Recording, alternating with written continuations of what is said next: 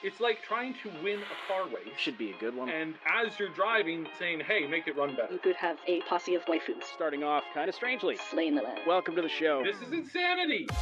Taking a critical look at the gaming news of the week. This info is pretty shocking. Somebody's got to give an answer to this.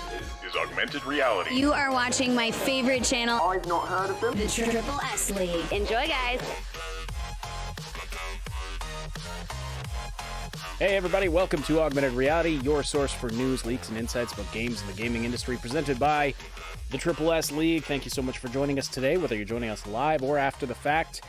We enjoy connecting with you and hearing your thoughts on what we're discussing, so leave your thoughts and opinions in the live chat or in the comments down below, especially if you have tried out the new patches we're going to be discussing today.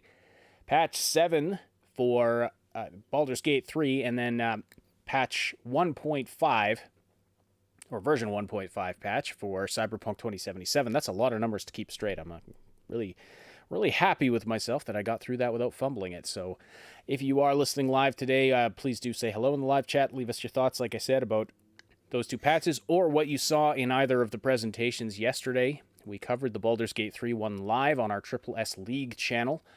It was happening about the same time as the Cyberpunk one, if I'm not mistaken, so we didn't have a chance to check that one out live, but we will be covering the details about that as well as sharing with you some thoughts that our community members had about it. But Baldur's Gate 3, of course, it's been a big game for our community, and yeah, there's some pretty great updates for that game, and it's still in early access. But first, let me just say, please do slam that like button. Again, if you are listening live or after the fact, my name is Ash. I'll be your host today, and I'm here as always with Cybsidian. And also, we do have Mood Tag today. She had to momentarily go take care of something, so I'm not sure if she's back yet. But Cyb, how are you doing today? I've returned. You have returned. Oh, good. Excellent. Well, how are you both today? Good. Yeah, it's been... You sound a little less enthusiastic. It's been non-stop with Lost Ark and some other stuff. Lost Ark's another game that Baldur's Gate, yeah, just exploded. It was we talked. Did we talk about it on this show? I don't remember now. We talked about it yesterday a little bit, yeah. We talked about it yesterday. I can't remember if we did a podcast episode about it, but that game just went insane. It's just come to the West. It's been active in other parts of the world for quite a while, but upon just its introduction in the West, it has exploded and become the number two played game on Steam. So, yep, all time. It's been it's been in the number one spot on and off right all this week. But no, it's number one right now. Right now, like just a few minutes ago, there was 1.1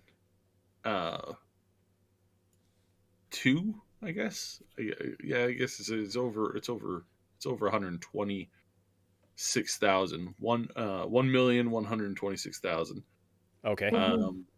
That's playing right now. Mm-hmm. There's 800,000 people playing Counter-Strike, which again I'm so shocked by the fact that so many people play Counter-Strike, and then Dota, and then past that is going to be PUBG. The all-time highest game ever was PUBG. That was in January 2018, and that was at 3.2 million players. That was and concurrent players? That's concurrent players. That's the record for the most concurrent players ever. Second place to that now is obviously, as of yesterday, a couple days ago, Lost Ark at 1.325. But at the Counter-Strike's only ever had 1.3 million top end players. Dota's only ever gotten just below that. And then below that has been New World and Cyberpunk, interestingly enough. So, okay, yeah. So all games with tons of concurrent players. But so to clarify, Lost Ark got most players played ever, or second most players played total, or second most concurrent players. Well, now you're just confusing it. I am very confused now. The most players ever was 2018 PUBG. So you're talking about most players ever concurrently. Yeah. Okay. Was just a few days ago with Lost Ark. Gotcha. Okay. Gotcha. So we're nowhere near close. Nobody's even gotten halfway close to shattering PUBG's Battleground record when that game first came out as a major game. That for somehow nobody's even gotten close to competing at that level. Well, it was wasn't it? Maybe not the first, but the first really popular battle royale. Yeah, it was the first. 2018. So everyone loved this new thing. Everyone jumped on board. Then Fortnite came along and and again, that's Steam charts. We're not talking that's not that's not everything. We're not talking combined consoles and stuff like that. We don't have a number on that. And even then, it might be some stupid mobile game that's actually the most played ever. Probably, yeah. We don't not surprise me at all. Tetris. Right. Anyway, not Tetris. I think probably if you're talking just games, probably something like Minesweeper has been the most played concurrently at any given time, or Solitaire, some kind of thing like that. Because it's like if you look up, I think it's government bureaucracy. One of the pictures that's used to showcase government bureaucracy is, I believe it's in India. There's about 100 people crammed into a tiny little waiting room office. They are pushed up against this literal fence that keeps them away from the person who's supposed to be doing the paperwork for those people on the other side of that wall, essentially. And they're all sitting there looking at this person, waiting for them to do, to file the paperwork for whatever they're waiting for, which is probably something. And while they're doing this, the only one person behind the computer is playing solitaire. And not a care in the world. And it's that is a perfect representation of bureaucracy. Mm-hmm. But yeah, anyways. So all right. So Lost Ark, number 1, still absolutely hammering away. A week later, it's been out for a week now, since early access. Still well over 1 million players. The player general there's more new people playing every day. There are some people who have played it, didn't really like it, didn't like the isometric thing, didn't like the gaminess of it, in certain aspects, and have walked away. But still, it seems that the general account usage is going up slowly, which is again shocking. You just don't have this in MMOs. Usually in MMO, its launch day is its biggest day, and then it progressively gets lower and lower and lower from there, losing in some cases losing anywhere between 2 and 5% of its general population every day until a month out, in which case population usually sits at about half of what close to half or 60% of what it was on launch day. And then over the next month, it drops down, anywhere between the next month to the next 4 months, 5 months, to the point where it's 6 months old. It drops down to literally nothing, 10% of what it was. Yeah. All right.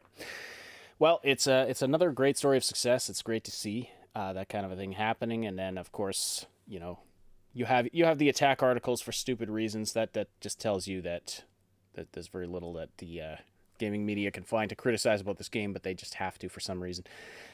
But let's get on to what our actual title topics are. So Baldur's Gate 3, patch number 7. There was a big event for it yesterday. It was Panel from Hell number 5, and it was a really good time. We covered it live on our Triple S League channel, which is, again, our partner channel to this channel. It is much bigger than this channel. And you can watch the entire thing live there. We did have some audio volume issues right at the beginning because Larian's stream was really quiet. And then when I tried to fix it, I changed I cranked the wrong fader up. And so that caused some problems. But anyway, we got it evened out and it was a good time. There was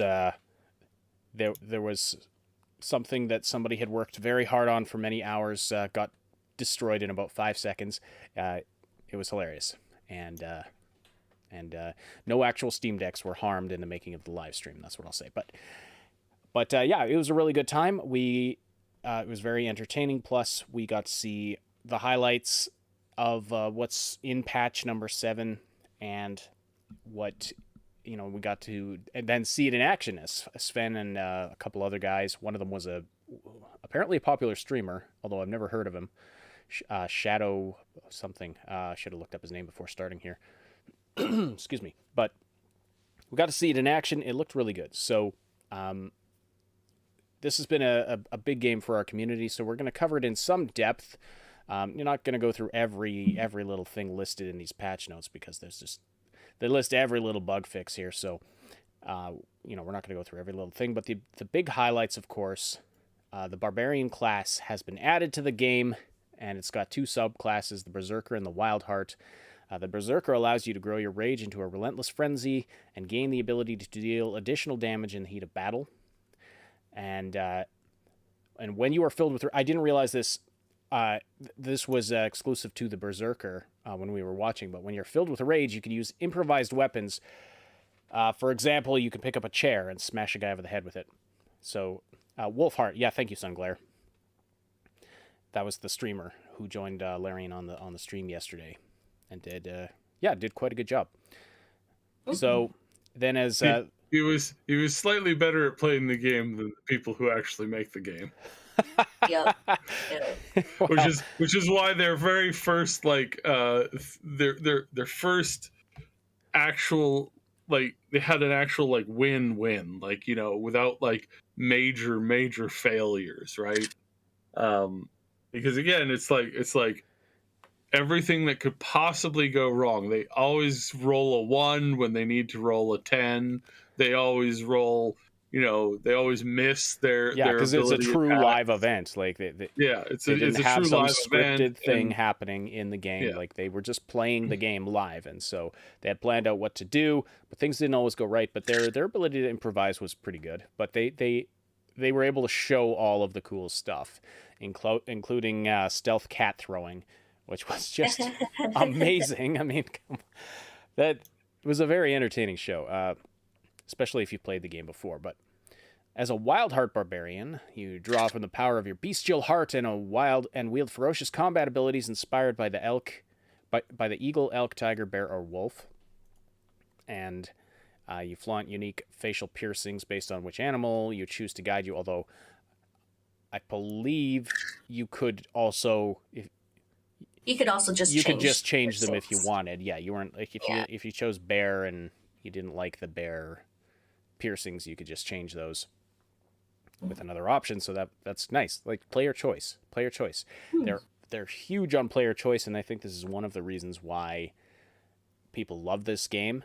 Just all of the different ways you can approach things. You can blast your way through the enemies, or you can throw a cat.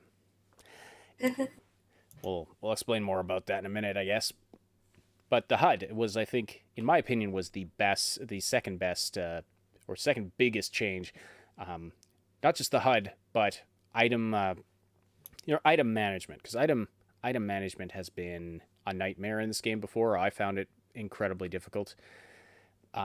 So I'm really glad they overhauled that they really put a lot of work into overhauling the HUD, how items are managed, the inventory screens, the character screens, making them sub-windows.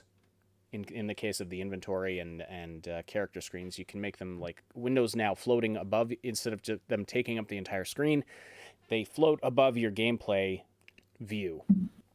So you can drag things from your inventory right into the game world, and your character walks over and places it down, and that kind of a thing. Plus, it's just a lot easier transferring things between characters, a lot easier categorizing things. Like, it's quick to find. If you're looking for that one spell, you can quickly just click one thing and see all of your level 1 spells, all of your level 2 spells, or whatever. Or you can use a search function. Just start typing it in, and it'll pop right up for you. Excellent quality of life stuff. Some were saying... I think the UI new redesign is like my favorite part, because like before, when I would look at the screen, I just kind of get like overwhelmed, being like there's stuff everywhere, I'm not too sure what this all means. So like, yeah, just the effort into the organization of it all, like really, really appreciate it. Yeah, for sure. And they said they're still working on things, and they've been iterating on this for a long time. And some were saying that the new UI looked a little funny, and I mean, it's going to look funny, especially if you've played the game before. The fact that it's different is going to make it look odd. Well, I think one of the things that made the UI look a little wonky was the fact that they had a and now I can't remember the name of the creature. The Githyanki. They had the Githyanki's face and the face in the portrait, and it looks stretched a little bit. Yeah, it did. But I don't know if that was because they haven't quite nailed down the size and shape of that, or whether or not it just boils down to the fact that, you know, it's a Githyanki and their faces are normally a lot thinner and appear more stretched because even when they're wearing helmets, they don't look, you know, they don't look human. Which is fine because that's the whole purpose of you know, having different races, especially something that is still humanoid but is much different than just, say, like an elf, right? Sure. But so, I mean, the portrait was obviously stretched. Like, their faces are not that oblong. Well, I mean, that's I didn't know whether it was just like that or that. Like, I don't know. So we'll see. Well, I imagine it looked like a mistake to me, but in any case, as I mentioned here, so it's got new character sheet and party panel views, combine the old equipment inventory stats panel, which is so nice because having all of those screens and then having to bind them to different buttons and then switching back and forth to do the thing you want, it was a pain in the butt. So I'm really glad for all of that. And then updated the turn order UI to appear at the top center of the screen and allow for scrolling.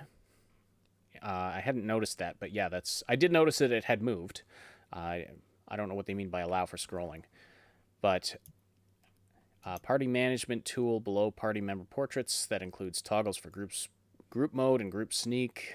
So all kinds of quality of life stuff like that. The mini map is now a circle, the most noble shape.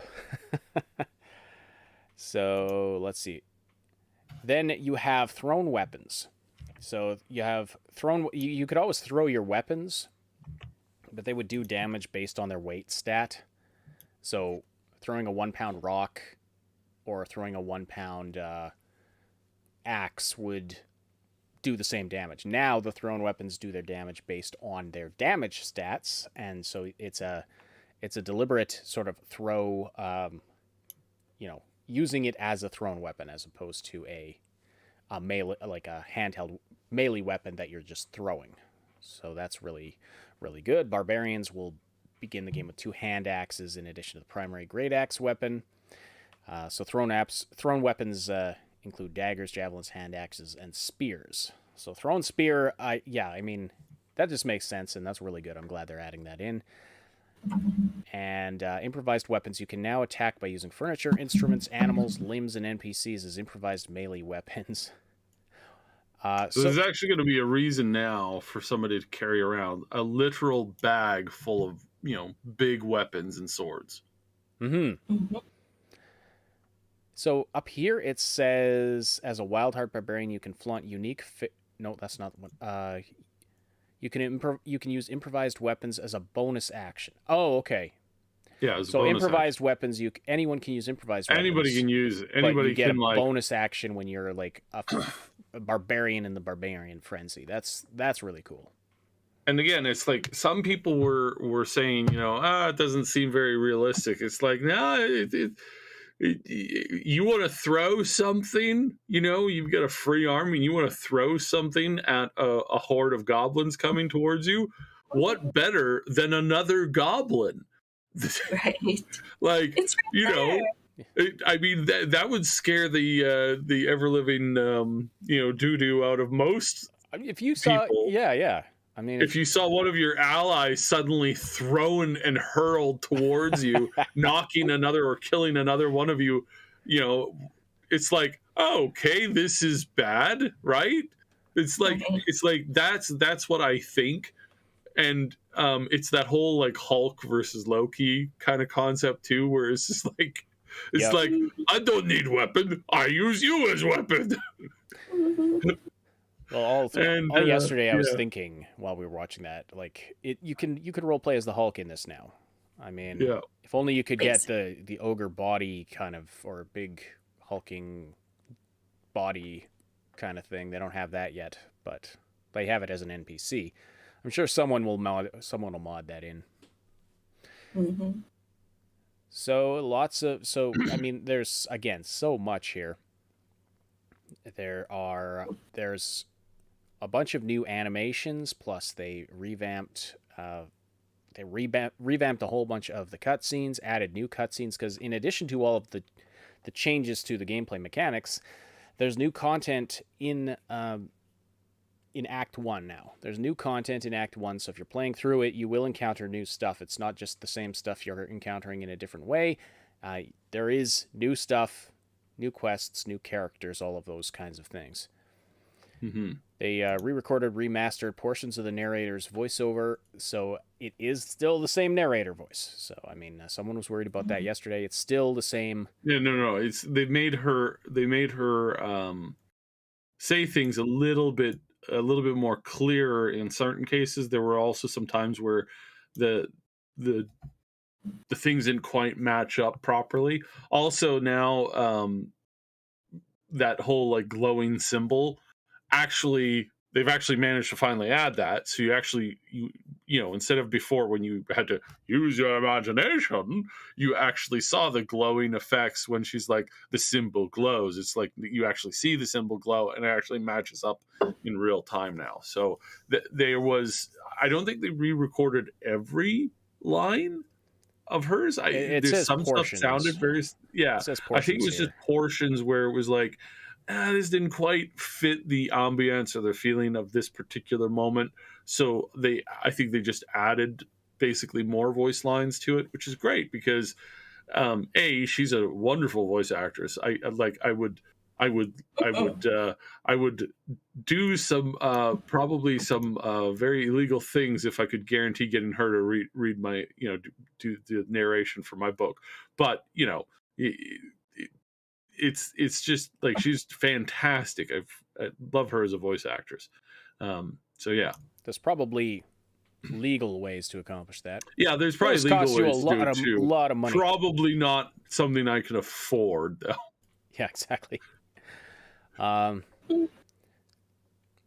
Yeah. So Moon, did you have anything else you wanted to add in here about what jumped out at you from yesterday?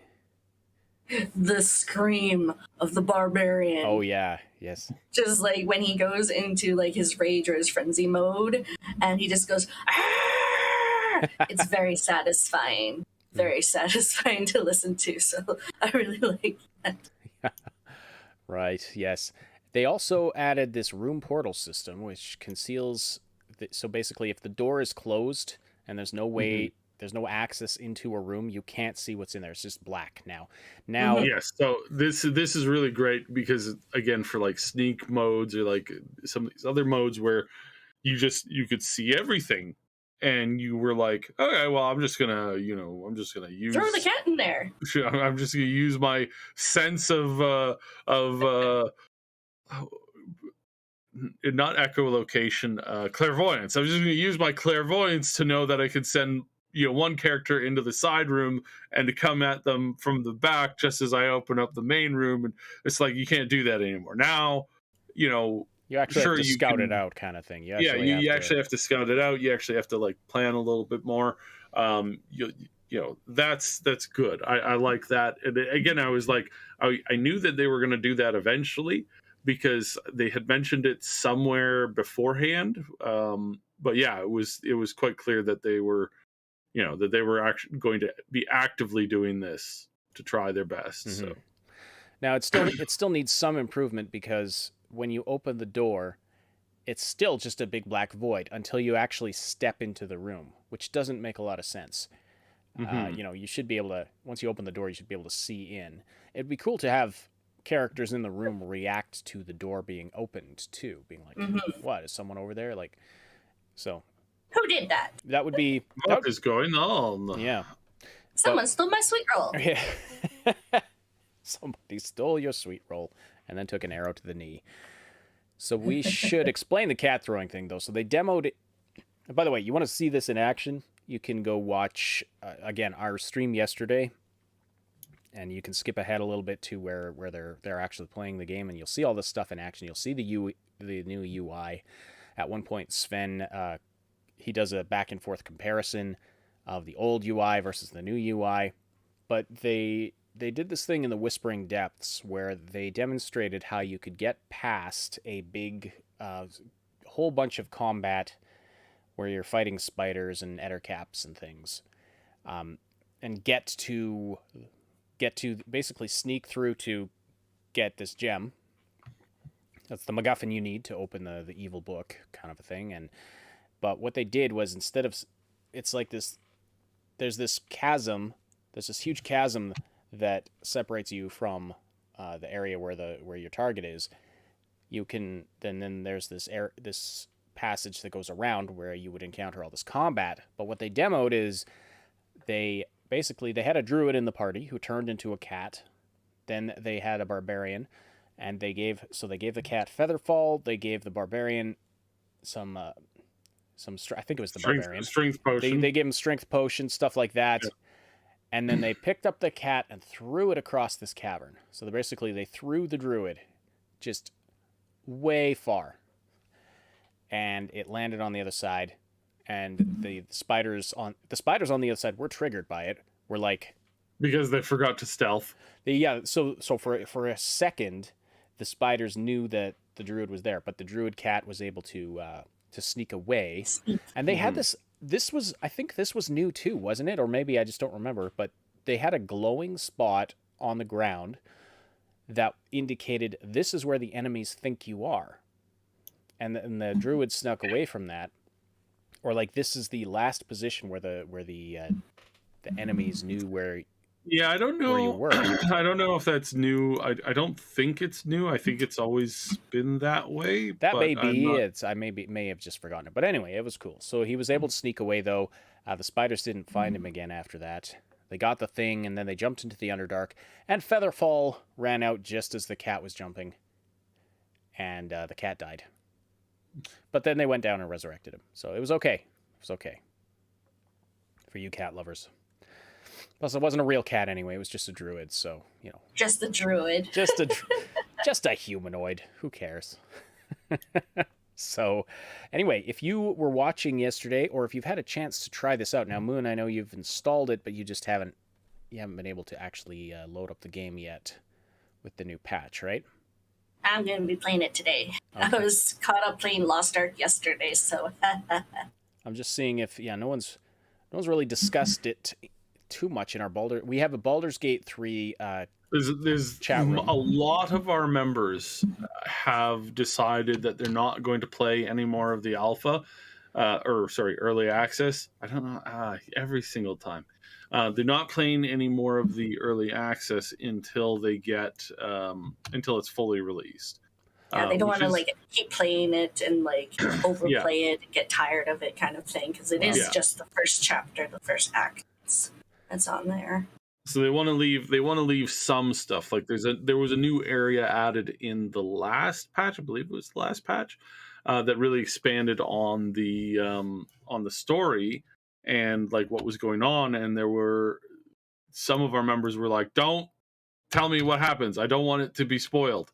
And they want to have this natural, moment there, discovery, right? Yeah, discovery. Yeah, that makes that makes sense.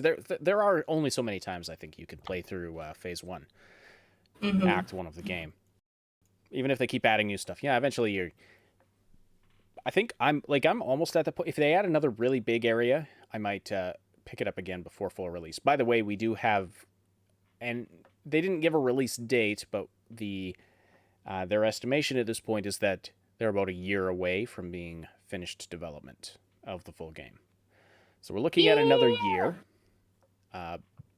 Again, Phase 1, like Act 1 is available there to play if you want, or if you're going to wait until next year, that's, totally understandable. But I mean, I wanted to talk a little bit about the Larian's approach. So we've had several studios now do this kind of got typing noise. We've got several studios now have done basically these series of media presentations. We had Cyberpunk, or we had CD Projekt Red do that with Cyberpunk 2077. We've got Larian doing that with Baldur's Gate, and then we had Techland doing that with Dying Light 2, and those are the big ones, I think. Those are the big ones that I can think of, where they basically try to put together these high production value series, getting everyone hyped up for the game that's coming up. And now Larian's, interestingly, have been, I think, the lowest in terms of budget and production value. And, they've had some audio problems. They've had, you can tell it's not like they hired some big production company from Hollywood to do these things for them or whatever. They're a much smaller studio. I don't know if they're doing it in-house or if they hired on somebody to do production, but don't know those details. But anyway, the production quality overall lower, but they've been much, much better than anyone else has done. Whether it's, CD Projekt Red doing Night City Wires, or whether it's actually they've outdone most showcases that have been at EA the past couple of years, or E3 past couple of years, or the Game Awards, or any of these things, because they're giving their fan base exactly what they want. Mm-hmm. A fun time. What a concept! It's an entertaining show.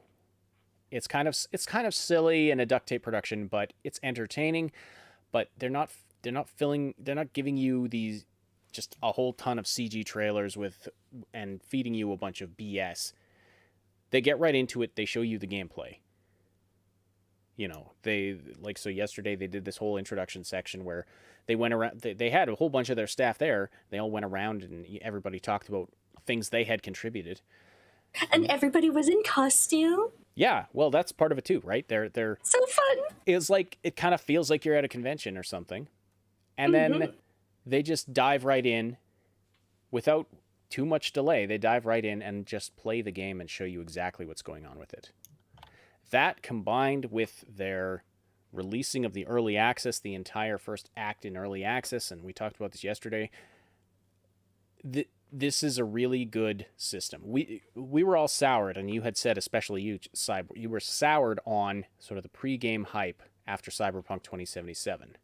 Mm-hmm. As I think most of us were, but when you're doing it this way, where you're actually giving people something, you're giving people a part of the game, letting them be involved in the feedback process for the game. Mm-hmm. Yeah, like actually taking their feedback into consideration with patches. Well, yeah, absolutely. Taking their feedback into consideration, plus giving them an entertaining show that shows them what they want, not just a bunch of empty CG trailers and a bunch of people talking and not showing anything. Oh, we're so excited about the agency that the players will have in this game and the expansiveness of the whatchamahoos. Which is just words. Just it's words. Not like... Show us what the hell you're talking about. Yeah. Right. And we know that there was some serious issues with their feedback, where they were getting feedback and they weren't listening to it. Mm-hmm. And so much of the stuff that they dropped in favor of, we know that the game changed a fairly substantial amount after they got in, what's his face to do to John Wick. to do the thing, Oh, yeah. right? Yep. Like Yep, we that know was- that changed the overall direction of some of how the story was going to go. And between that and some other concepts where they're like, well, we're just going to do things differently now because, we got this, we got that. It's like those were really bad choices that were made in the heat of the moment that really didn't help the game. In fact, it probably doomed it on some level. Yep, because it made it about that character, not about the player anymore. I was so annoyed, especially with him popping up everywhere and being like, meh, meh, meh, meh. And I'm like, no, shut up, I'm doing my thing. Like and again, the concept was a novel idea and it was good on some level, but they just they just dropped the ball when it came to everything else. It's not well executed at all. No.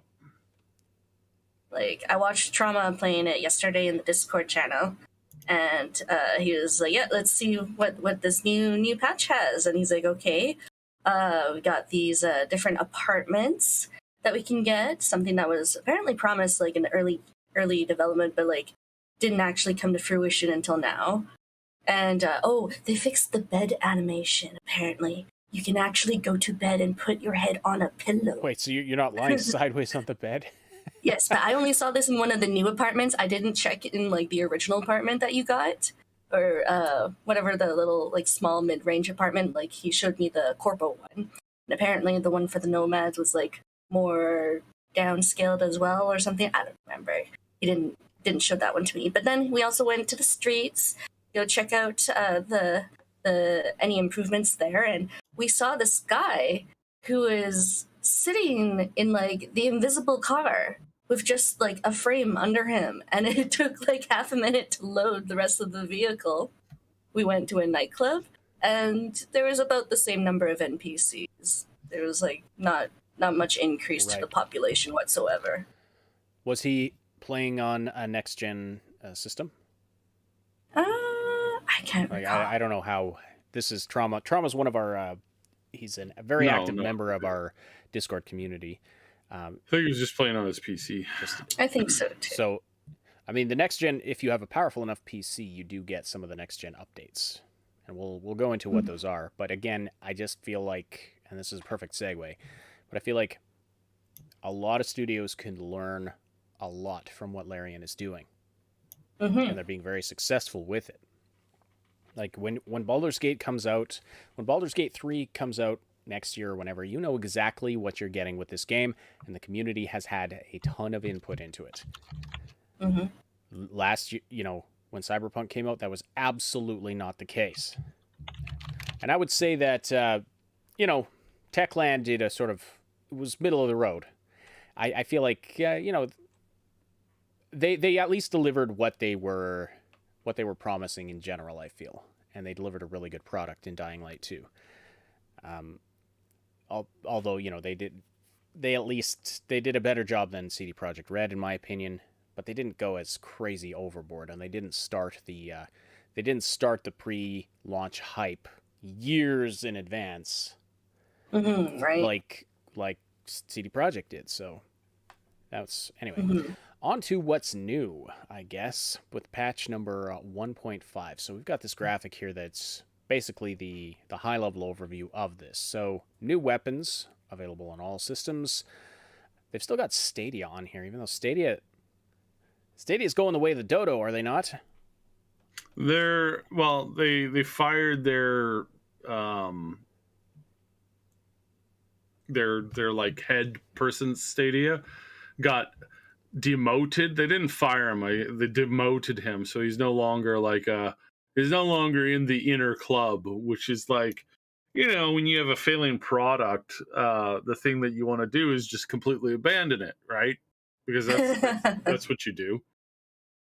So dumb. Yeah. So dumb. I heard. But logic.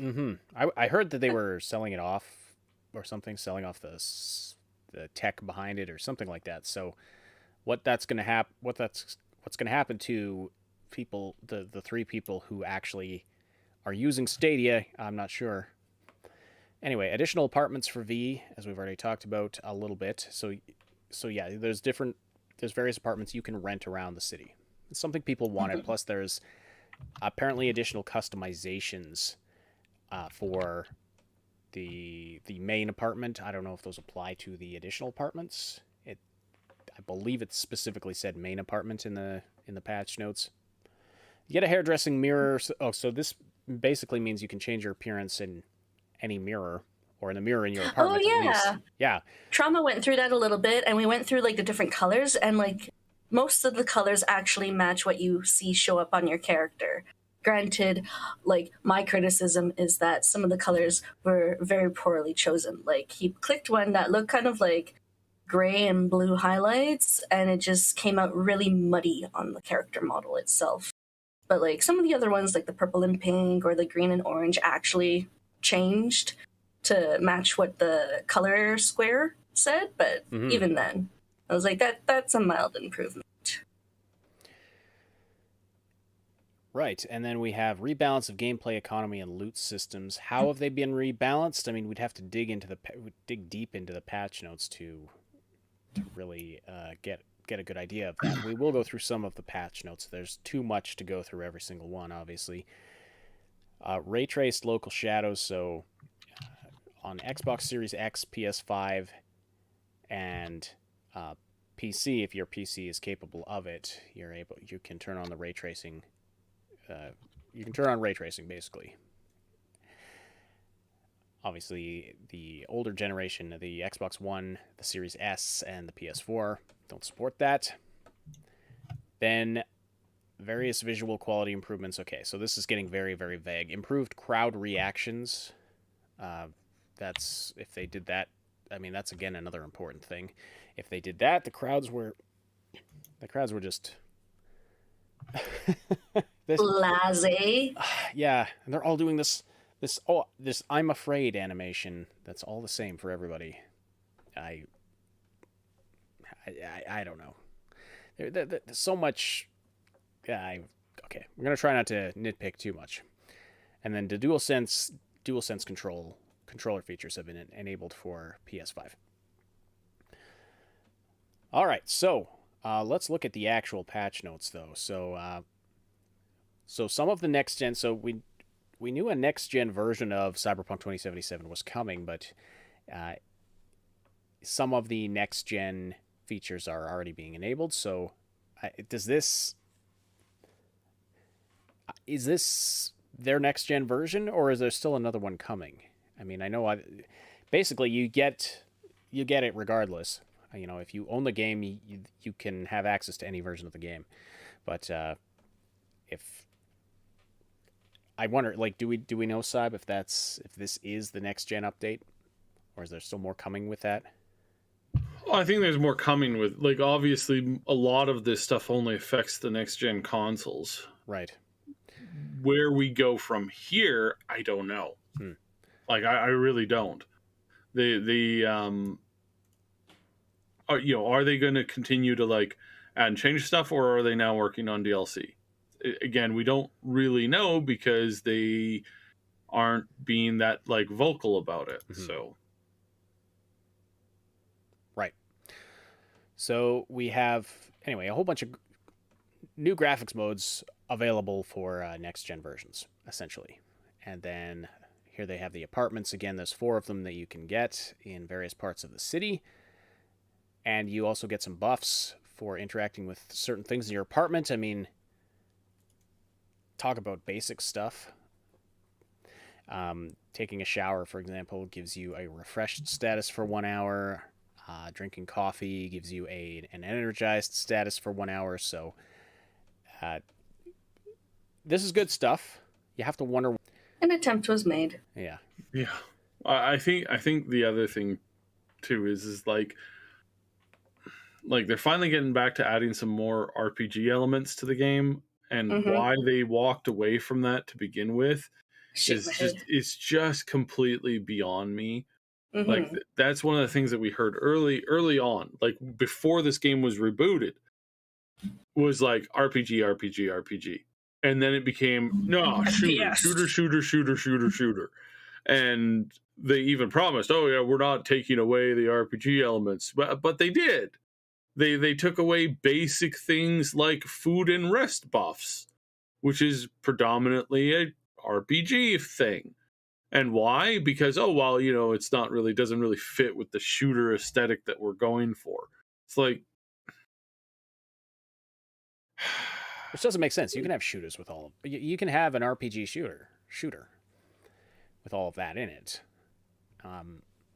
But yeah, why they decided it was going to be we saw the change when it happened, when they stopped marketing it as a huge open world RPG and it became an open world action story adventure or whatever.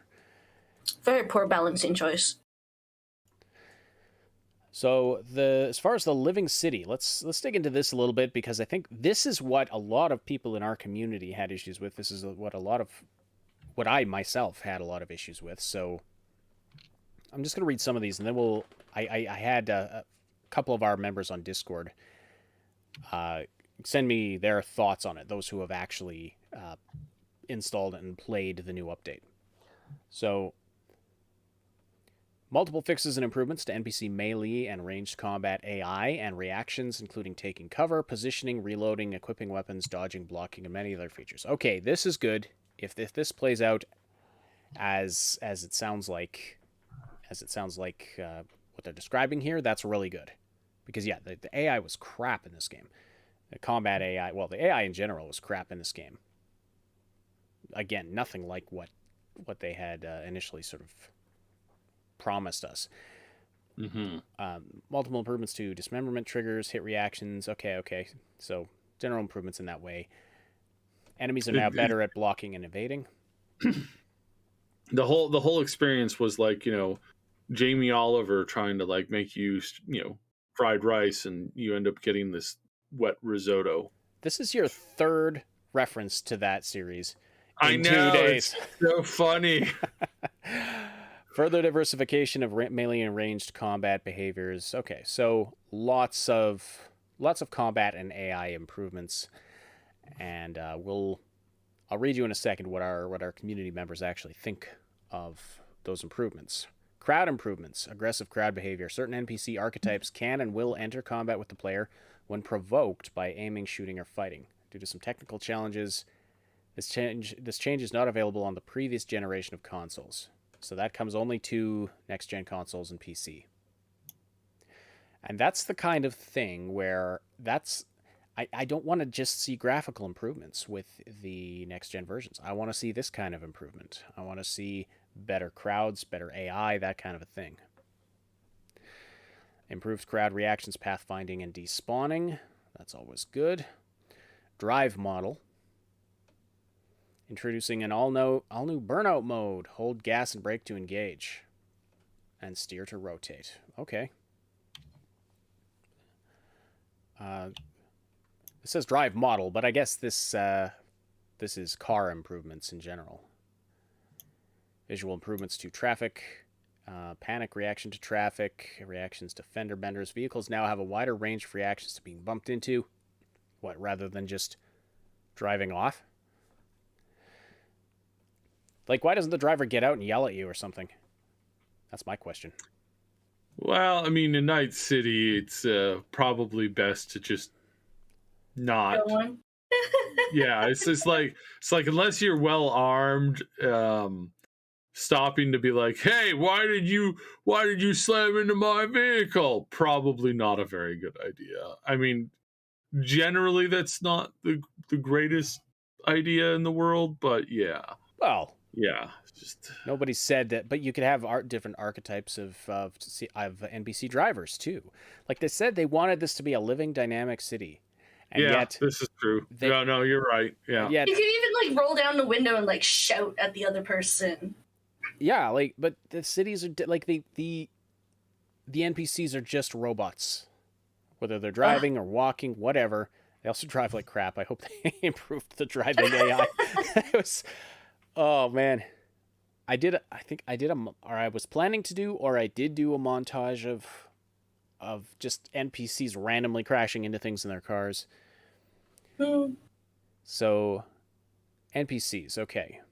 I mean, there's so much to go through. I can't possibly Honestly, the more I think about it, the more I think, like, I don't think future cities will have roads. I really don't think future cities will have roads. Well, they will if we No, still have. I'm no, not no, no, no, no, no, no. You're gonna get the Elon Musk road concept, which is very few to little to zero above ground roads. There'll be above ground, like, open places, and places where utility vehicles and construction vehicles can move around, but they will be moving around very, very slowly, and they will be very localized. Fire trucks, that kind of stuff, that'll be common, ambulances and that stuff. But all, like, civilian traffic, like vehicle traffic, will be delegated to the below what's it called? Underground roadways. Yeah, underground roadways, most of which won't have access up to the top level. You will get into the underground roadway.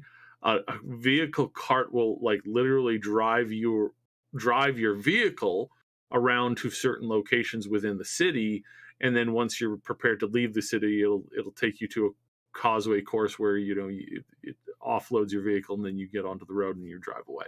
It's like, I'm pretty sure that again, like, in a city that slowly evolves, this might be more difficult to manage, but in a city that's been rebuilt from, like, with a high level amount of technology, you'd have to be an absolute idiot to design a city the same way that cities are designed today, that were based off of the way that cities were designed 150, 200 years ago.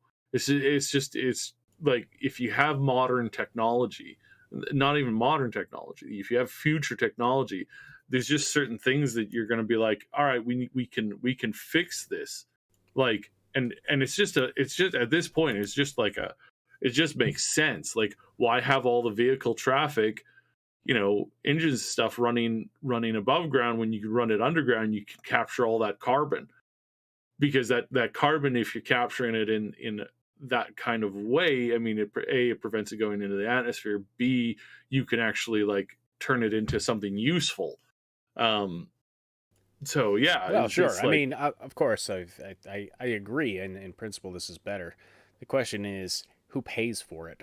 But well, I mean, if you're redesigning it, you just, like, it would if you're building a new city from scratch with all of the modern technology that you would just do things this way. It would just make sense.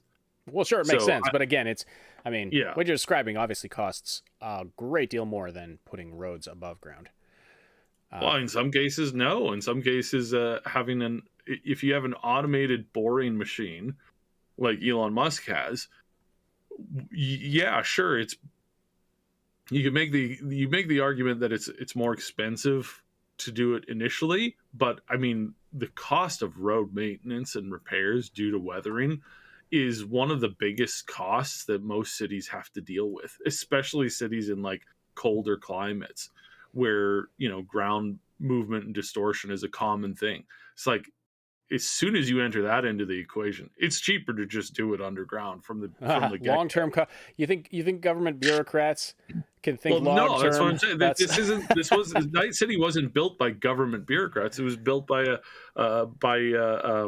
what's his face, that had a vision for the city, and he built it with advanced technology. Sure, he had to pay the mob, but it's like, yeah. Well, that's why he couldn't afford to put in the underground roads. There you go. So, open world. So V now has standing with fixers through Night City, and so okay.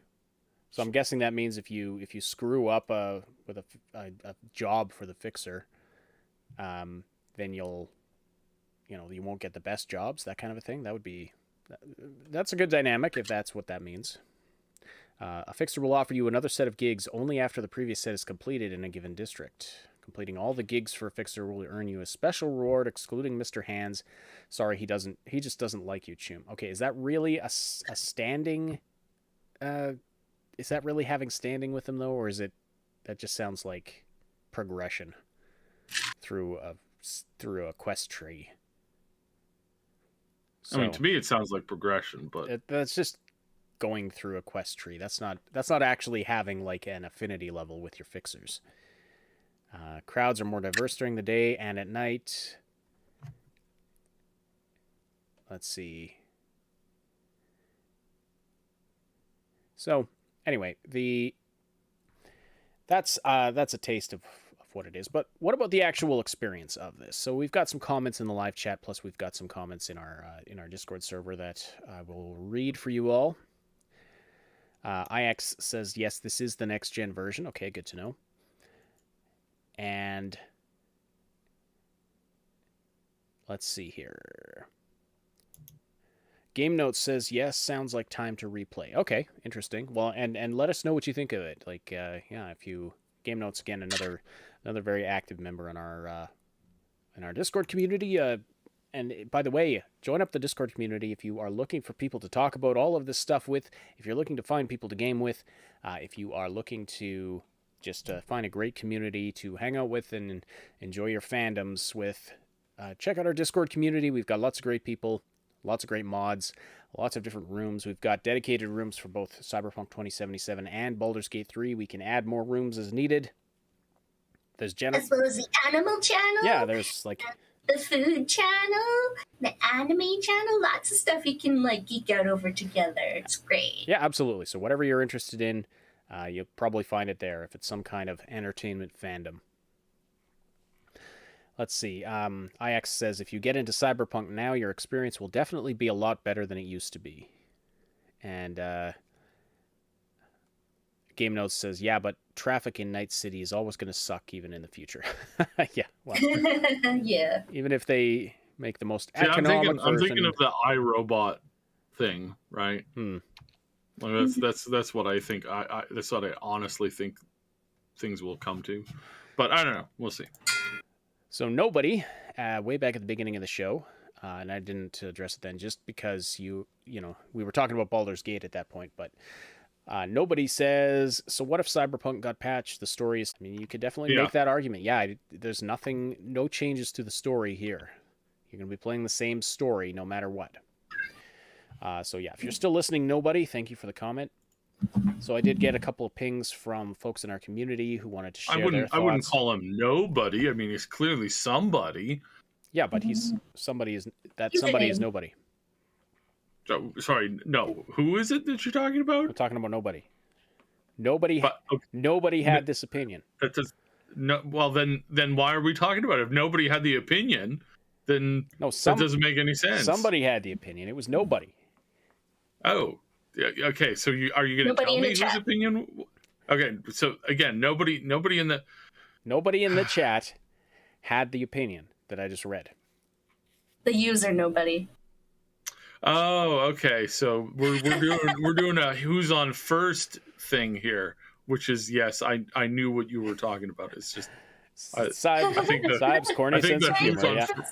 I think the who's on first is hilarious. It's one of the best bits of comedy sketch. That always holds up. It's very funny. I tried to do it in a Lost Ark the other day. We were in a group and I was like, so I've got a tank coming, but so who's the tank? And of course they responded with, we don't need tanks, this is Lost Ark. Duh. It's like, come on, guys, really? Like, they didn't get it. Yes, according to Sentinel Cheese, your humor card needs updating. IX says the story is fine. IMO. The side characters get a lot of development in their side quests. Yeah, I mean, it's not like all of the characters. Actually, some of the characters were really good, in my opinion. Just the overall story suffered from, just was mediocre. But there were a lot of good characters, and in general, they could have done a lot more with this. But I had a conversation with a couple of folks in our Cyberpunk 2077 room earlier, as I mentioned, and I'll read out some of their thoughts now. So Trauma Sentry, who we mentioned before, says that the TLDR is that it adds the basic things that the game should have had at launch. That's his TLDR opinion. The apartments, the character customization, the cars handle like they should, more variety of NPCs, reactions when you point a gun at them. Water physics is also fixed, and some quests fixed. Those are some of the things that Trauma noticed right off the bat, but also says he would argue it's still far from fixed. The combat zone is dead, the casino is still blocked off, and the story still is unchanged. And then another one of our mods, Sherwood, came in and said, "Can I sit down wherever I want yet, Trauma?" Sherwood's been big on this, and it may seem it seems like a small thing to like, can I sit on all the benches and stuff like that? But if you really have a living world that's interactable and dynamic, why can't you sit at the picnic tables and the benches and the things and just watch the city go by? Like, it's such a simple thing, and how hard would that be to implement? Like, that you have a bench. Wherever you have a bench, the player can sit on it. Why did they not have that? Doesn't make any sense to me at all. So, PC players, oh yes, there's a walk toggle key now if you're on PC, by the way. All right, and then I asked specifically about the AI because that's something that I was interested in, and Trauma said that the AI is definitely improved, but not to the point one would deem as a pass. Like I said, the police are still broken. Oh yeah, he had mentioned that before, that the police are still broken, and there still are no car chases, except for those scripted events that happen as part of the story. And the gang, and then regarding the gang or the combat AI, he said the gangs now flank, throw grenades, cover to reload, and each gang now has its own style of fighting. You mean they don't reload standing out in the middle of the street? What? I know. What is happening to society? So he says the Maelstrom are more reckless fighters, the Valentinos are more strategic, 6th Street fight like soldiers with tactics and cover fire and stuff like that. That's really good. That is really good. I'm really happy to hear that.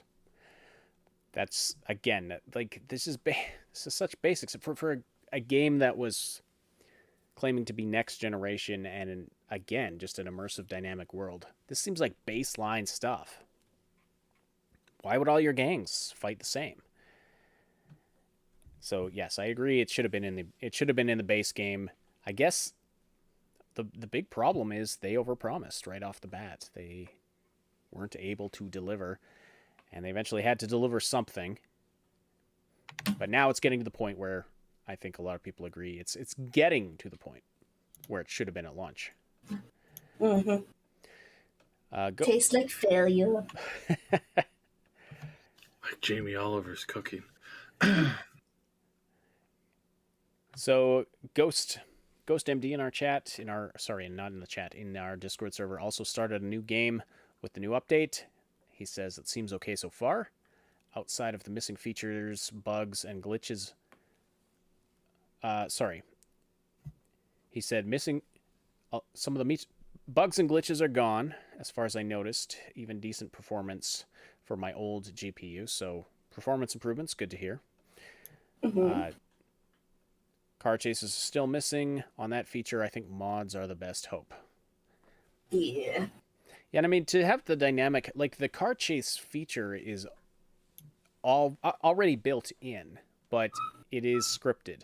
So, like it's a scripted event as part of the story, and you take a predefined route, if I'm not mistaken, if I remember correctly. So how to implement those dynamically, I don't know how much. I'm sure that the modders could do it. The question, I don't know how difficult that would be to implement, but yeah, I think mods may be. I mean, mods put in a modder put in the tram system that we were all hoping for, or that we thought would be part of the game based on the advertising that was shown to us. IX in the chat says the immersive dynamic world was entirely mismarketed. 100% agree, and so this is where, like I was mentioning earlier, companies can learn a lot from what Larian Studios is doing. They can also do a lot from what some other studios is doing. Some some other studios are doing. I've been talking for too long, in just shutting up and not talking about their game until it's ready to actually be shown to us. I'm really glad we're being shown very little about Starfield, and I know there's a lot of strong opinions about Bethesda. And again, we're not, it's I'm going to wait to be shown as far as, we're anticipating Starfield being a pretty good game. But what, not going to get hyped about it too far in advance. And in fact, it's going to be a, show me what you got situation after the debacle with Fallout 76. Anyway, I have been talking for far too long, so yeah, your thoughts, Cyber Moon, and of course anyone else who wants to put their opinions in the chat. So I think I don't think we talked about this about a week ago. Phil Spencer came out and said that he wants to make Starfield the most played Bethesda game ever. And he wants to go out of his way to create the best experience and allow them to create the best experience that they could possibly do. So it appears as if he's had some hands-on with it and believes that it's one of the best games he's ever played. But he's not saying this like a salesman says it. He's saying it like a leader is saying it, which again, depending on who that, if that was the CEO of EA saying that, I would kind of laugh it off and roll my eyes. But if it's coming from this source, from Phil, then I have reason to believe it a little bit more than normal. So, okay, interesting take. But because again, it's like when Phil Spencer says a product is good, because of who Phil Spencer is and the way that he deals with, the marketing and stuff and stuff like that, I tend to believe him a little bit more, right? Like I tend to go, yeah, I believe what he's saying far more than I would believe any other CEO by a long shot. And that's because Phil right now is interested in making games good and making a ecosystem for games. He's actually interested in that as a concept. I heard through the grapevine that when Keighley was wanting to have all three of those guys, the head of Sony, the head of Microsoft, and the head of Nintendo all show up on the same stage at the same moment, present an award for basically like the Lifetime Achievement Award, essentially, right? That Phil was like, sure thing. And then the other two were like, maybe, you know what, let's get back to you. And it took 2 years for them to get that rolling. But Phil was just like, yes, I think this is a great idea. Because he's a gamer at heart. He understands what, the art behind games. It's why he's approached these studios. And I'm not saying that Microsoft is going to be the savior of video games. I think there's a problem with them collecting all these studios, and it'll probably be a problem until Phil retires, in which case we'll get somebody who's who comes up from the sales side of things, who doesn't understand art. He goes through it and goes, all right, we're going to cut all these studios, we're going to cancel them, we're going to close them down because they're just not making the money, and we're going to have AAA, and everybody's going to make the best games out there, and they're going to repeat the exact same mistakes that every mega corporation built by people who actually care about the products and who actually care about the service and actually care about getting the pushing the boundaries of things out there, and is going to stupid phone and is going to end up with the exact same thing that we had, with the whole what's his name, what's the guy who made Apple? Oh, Steve Jobs. What Steve Jobs said all those years ago when he was talking about, why do certain companies fail? It's because when your products no longer are the most important thing, but your sales teams are, then you're going to find a way to sell the same thing over and over and over and over and over again. You're not actually going to sell the right thing to the right people and push the inventions of that stuff. So yeah, I think there's a definite problem here that'll probably happen again when Phil retires from his position. But right now, I think Phil is a gamer at heart, and I think he understands art in general. I think he understands the concepts, and I think he has a brain on his shoulders, unlike a lot of the salespeople who just work off of a predetermined algorithm. So yeah, I trust him, and so when he's talking about Starfield, I literally believe that we're going to see something great with that. Okay.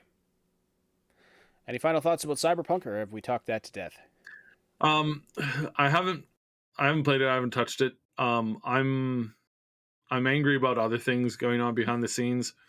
So I probably won't come back to this until some major DLC comes out. Or the major expansion, I should say. They don't typically call these things DLCs. So yeah, once that comes out, I don't know, I'll take a look at it then. But right now I'm disinclined to review it. Well, I'm kind of in the same boat, mostly just because I've experienced the story, I've experienced all of the endings, and it's like, well, if I want different kinds of gameplay, I can get that from a different game. What's that, Moon? Is like there's not much there that makes you want to come back after you've like gone through it. Like I couldn't get over Jackie, and I was very dissatisfied with like the story routes in general, so I just dropped it because it just didn't hold my interest. All right.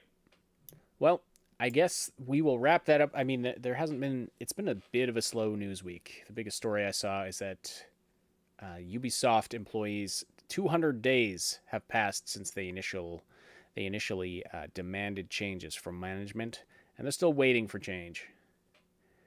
And yeah, well, Ubisoft is not the good gaming company that people. It was never the good gaming company that people believed it to be. They had some hits. A lot of that was, handful of good people doing good work, but these are the same, like I've talked about this before. Years and years and years ago, Ubisoft had their shooter, and people were asking and begging for them to give them the ability to play as a female character, and they gave you that ability to play as a female character the same time that they gave you the ability to play as a dog, because, now you get to play as the bees. As in the female term for dogs. And when you have people who are that cretinous and vile running your company, who think that that's a good joke, eventually the failure of leadership is going to catch up. And that's what we had here. So right. But they seem to be according to, I was only able to skim the story, but it sounds like management is trying to pass it off like they've made some improvements and changes that are making the employees happy. But the employees who are asking for the changes are kind of like, what? Wait, like what? What has actually changed here? Yeah, nothing's actually changed. And as far as this whole NFT thing, they are to say that they have royally screwed that up. I mean, like I can't imagine how much harder they can mess this up. Their response, like, hey guys, we understand our employees are really angry about this whole NFT thing, so what we're gonna do is we're gonna be giving them some NFTs. Yeah, hear it in the house. Yeah, everybody, this is amazing. This is what everybody wanted. Now you can stop complaining about the NFTs and just like give us money for, no reason. That's a great solution. It's like, and again, it's like you roll your eyes and you're like, wow, these guys are so terrible. Like so terrible. Like not just terrible, not just a little terrible. They are the absolute worst. So yeah, shake head. Yeah, shake head. I just yeah. Well, with that, we'll wrap it up for today. So hopefully some more pleasant news to discuss next week. And we will be right back here at this time next week. And of course, also subscribe to this channel for Maximum News with Max Darrett and Obsidian, which will be, it usually goes live on Saturdays. So you can get your weekend dose of gaming news with Max and Cyb. And then on Wednesdays, you get this show, the Augmented Reality Podcast. And we're glad to have you. We love doing the live engagement. It really keeps the show interesting and lively, so we really appreciate all of those of you who have given us your comments in the live chat, and if you're listening after the fact, comment below.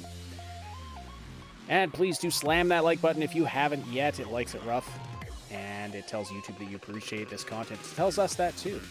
Check out the YouTube server, the Discord server, check out the other YouTube channel, the Triple S League. Everything Triple S related you can find in the description below. My name is Ash. On behalf of Obsidian and Moontag, thank you so much for listening, and we'll talk to you again very soon.